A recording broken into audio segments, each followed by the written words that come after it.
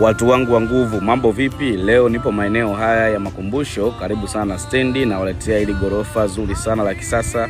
Linauzwa, lipo karibu sana barabara, takribani umbali wa mita 50 kutoka barabara ya lami, lakini pia ni karibu sana na Makumbusho basi stendi. Uwanja wake una ukubwa wa square meters 300 na nyumba jumla ina vyumba 4 na vyote ni self contained.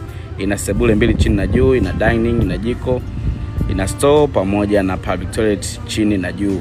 Ina full document, yani hati miliki kutoka wizarani, imenyooka sana. Chini kuna chumba kimoja ambacho ni self contained na sebule moja, dining, jiko, store pamoja na public toilet. Na upande wa juu kuna vyumba 3 na vyote ni self contained, ambacho kati ya hivyo kimoja ndio master bedroom kubwa zaidi, tunasema ndio master ya mlipa kodi.